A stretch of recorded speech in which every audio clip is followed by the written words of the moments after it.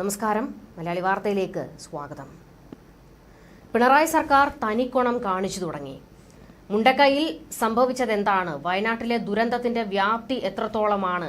എന്താണ് ദുരന്തത്തിന് കാരണം? തുടങ്ങിയ വിഷയങ്ങളിൽ പല രീതിയിലുള്ള ചർച്ചകൾ തുടങ്ങിയിട്ടുണ്ട്. അതായത് ഈ മേഖലയിലെ വിദഗ്ധർ പല രീതിയിൽ സോഷ്യൽ മീഡിയയിലും ചാനലുകളിലുമൊക്കെ ചർച്ച നടത്തുന്നുണ്ട്. എന്നാൽ ഇപ്പോൾ ഒരു വലിയ നീക്കമാണ് സർക്കാരിന്റെ ഭാഗത്തു നിന്നുണ്ടായിരിക്കുന്നത്. വയനാട്ടിലെ ഉരുൾപൊട്ടൽ ദുരന്ത മേഖലയിൽ ശാസ്ത്രജ്ഞർക്ക് വിലക്ക് ഏർപ്പെടുത്തിയിരിക്കുകയാണ്. സംസ്ഥാനത്തെ ഒരു ശാസ്ത്ര സാങ്കേതിക സ്ഥാപനവും ദുരന്ത മേഖലയായി പ്രഖ്യാപിച്ച മേപ്പാടി പഞ്ചായത്തിലേക്ക് പഠനത്തിനോ സന്ദർശനത്തിനോ പോകരുത് എന്നാണ് നിർദ്ദേശം. സംസ്ഥാന ദുരന്ത നിവാരണ അതോറിറ്റിയാണ് ഇത് സംബന്ധിച്ച ഉത്തരവ് ശാസ്ത്ര സാങ്കേതിക കൗൺസിലിന് കൈമാറിയത്. വയനാട്ടിലെ മേപ്പാടി പഞ്ചായത്ത് ദുരന്ത ബാധിത മേഖലയായി പ്രഖ്യാപിച്ച സാഹചര്യത്തിലാണ് ഇത്തരമൊരു നിർദ്ദേശമെന്നാണ് ഉത്തരവിലുള്ളത്. സംസ്ഥാനത്തെ ഒരു ശാസ്ത്ര സാങ്കേതിക സ്ഥാപനവും മേപ്പാടി പഞ്ചായത്തിലേക്ക് പഠനത്തിനോ ഫീൽഡ് വിസിറ്റിനോ പോകരുതെന്നാണ് ഈ ഉത്തരവിൽ പറഞ്ഞിരിക്കുന്നത്. ശാസ്ത്രജ്ഞരും ശാസ്ത്ര സാങ്കേതിക മേഖലയിലെ വിദഗ്ധരും മാധ്യമങ്ങളോട് അഭിപ്രായം പങ്കുവയ്ക്കുകയോ മുൻ പഠനങ്ങളുടെ വിവരങ്ങൾ നൽകുകയോ ചെയ്യരുതെന്നും ഉത്തരവിലുണ്ട്. ഭാവിയിൽ പഠനം നടത്തണമെങ്കിൽ ദുരന്ത നിവാരണ അതോറിറ്റിയുടെ മുൻകൂർ അനുവാദം വാങ്ങണമെന്നും ഈ ഉത്തരവിൽ പറയുന്നു. ദുരന്ത നിവാരണ പ്രിൻസിപ്പൽ സെക്രട്ടറിയാണ് ഇത് സംബന്ധിച്ച ഉത്തരവ് ശാസ്ത്ര സാങ്കേതിക വകുപ്പ് പ്രിൻസിപ്പൽ സെക്രട്ടറിക്ക് കൈമാറിയിരിക്കുന്നത്. ഈ സംഭവം പുറത്തു വന്നതോടെ ഇപ്പോൾ വലിയ രീതിയിലുള്ള ഒരു വിമർശനം സർക്കാരിന് നേരെ ഉയരുന്നുണ്ട്. എന്തുകൊണ്ട് അവിടേക്ക് ശാസ്ത്രജ്ഞർക്ക് പ്രവേശനമില്ല, എന്താണ് അവിടെ സംഭവിച്ചിരിക്കുന്നത് എന്നതിൽ കൃത്യമായ വിവരം പുറത്തു വരണമെന്ന ആവശ്യം ശക്തമാകുന്നു. എന്നാൽ സർക്കാർ അതിനെ അനുമതി നിഷേധിക്കുകയാണ്.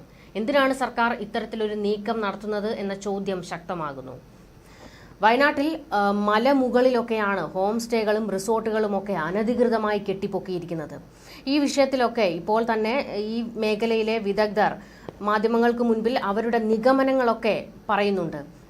എന്തുകൊണ്ട് ദുരന്തമുണ്ടായി? ഇത് മാത്രമല്ല, മാധവ് ഗാഡ്ഗിലിന്റെ റിപ്പോർട്ടിലെ കൃത്യമായ വിവരങ്ങൾ ഉൾപ്പെടെയാണ് വിദഗ്ധർ സംസാരിക്കുന്നത്. അതായത് മുണ്ടക്കൈ മേഖലയിൽ ദുരന്തമുണ്ടാകുമെന്ന് നേരത്തെ തന്നെ ഗാഡ്ഗിൽ റിപ്പോർട്ടിൽ പരാമർശിച്ചിരുന്നു.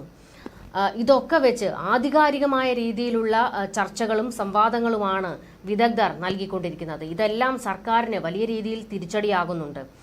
കാരണം മുണ്ടക്കൈയിൽ, അതായത് വയനാട്ടിൽ നടന്നിരിക്കുന്നത് വലിയൊരു ദുരന്തമാണ്. ഒരു ഗ്രാമം തന്നെയാണ് ഇല്ലാതായി പോയിരിക്കുന്നത്. അതിന്റെ കാരണം കണ്ടെത്താനുള്ള നീക്കങ്ങൾ നടത്തുക തന്നെ വേണം. എന്നാൽ സർക്കാർ അതിനെ ഭയപ്പെടുകയാണ്.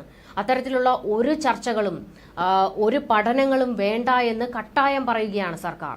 ഇത് മാത്രമല്ല, ശാസ്ത്രജ്ഞർ മാധ്യമങ്ങൾക്ക് മുൻപിൽ സംസാരിക്കരുത്, ചർച്ചകൾക്ക് പോകരുത് എന്നുകൂടി പറഞ്ഞിരിക്കുകയാണ്. വിലക്ക് ഏർപ്പെടുത്തുകയാണ് സർക്കാർ ചെയ്യുന്നത്. ഇതിൽ നിന്ന് തന്നെ വ്യക്തമാണ് ഒളിക്കാൻ പലതും ഇതിലുണ്ട്. സർക്കാരിനെ വെള്ളം കുടിപ്പിക്കുന്ന പല വിഷയങ്ങളും ഇതിൽ ഒളിഞ്ഞിരിപ്പുണ്ട് എന്നത് വ്യക്തമാണ്. ദുരന്തഭൂമിയിൽ നിന്ന് 29 കുട്ടികളെയാണ് കാണാതായിരിക്കുന്നത്. ഉരുൾപൊട്ടലിനെ തുടർന്ന് മുണ്ടക്കൈ വെള്ളാർമല പ്രദേശത്തെ 2 സ്കൂളുകളിൽ നിന്നും മേപ്പാടി ഭാഗത്തെ 2 സ്കൂളുകളിൽ നിന്നുമായി ആകെ 29 വിദ്യാർത്ഥികളെ കാണാതായി എന്നാണ് റിപ്പോർട്ടുകൾ പുറത്തു വന്നിരിക്കുന്നത്. 2 സ്കൂളുകളാണ് ഉരുൾപൊട്ടിയ ഭാഗങ്ങളിലുള്ളത്. ഇതിൽ വെള്ളാർമല സ്കൂളിൽ നിന്ന് 11 കുട്ടികളെയാണ് കാണാതായത്. കാണാതായ 29 കുട്ടികളിൽ 4 പേരുടെ മൃതദേഹങ്ങൾ തിരിച്ചറിഞ്ഞിട്ടുണ്ട്. മുണ്ടക്കൈ അട്ടമല ഭാഗങ്ങളിൽ നിന്ന് ആരും ജീവനോടെ കുടുങ്ങിക്കിടക്കാനുള്ള സാധ്യതയില്ല എന്ന് Kerala Karnataka sub area general officer commanding major general VT Mathew യോഗത്തെ അറിയിച്ചിട്ടുണ്ട്. ആർമിയുടെ 500 പേർ മുണ്ടക്കൈ ചൂരമല മേഖലയിൽ തെരച്ചിലിനായി സ്ഥലത്തുണ്ട്. ഇനി ആരെയും രക്ഷപ്പെടുത്താൻ ഇല്ല എന്നാണ് സൈന്യം തന്നെ പറയുന്നത്. ഒറ്റപ്പെട്ട ആരെങ്കിലും കുടുങ്ങിക്കിടക്കുന്നുണ്ടോ എന്ന് പരിശോധിച്ചു വരികയാണ്. മൃതദേഹങ്ങളാണ് ഇവിടങ്ങളിൽ നിന്നെല്ലാം കണ്ടെടുക്കാനുള്ളത്. ഇത്രത്തോളം വലിയൊരു ദുരന്തമാണ് അവിടെ സംഭവിച്ചിരിക്കുന്നത്. അതിന്റെ കാര്യകാരണങ്ങൾ പുറത്തേക്ക് വരിക തന്നെ വേണം. ഇനിയും മറ്റ് സ്ഥലങ്ങളിൽ ഇത്തരത്തിലുള്ള ഒരു അപകടം ഉണ്ടാകാതിരിക്കാൻ എന്തൊക്കെ നീക്കം നടത്താൻ പറ്റുമോ അതെല്ലാം ഉടൻ തന്നെ ചെയ്യണം എന്നത് തന്നെയാണ് ആവശ്യം.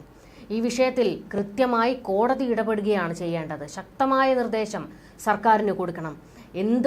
എന്താണ് അവിടെ സംഭവിച്ചത്, അതിന്റെ കൃത്യമായ റിപ്പോർട്ട് ഉടൻ എത്തണമെന്ന് കോടതി ഇടപെട്ട് സർക്കാരിനെ അറിയിക്കണം. കോടതിയിലാണ് നാട്ടിലെ ജനങ്ങൾക്ക് ഇനി വിശ്വാസമുള്ളത്. ന്യൂസ് ഡെസ്ക് മലയാളി വാർത്ത.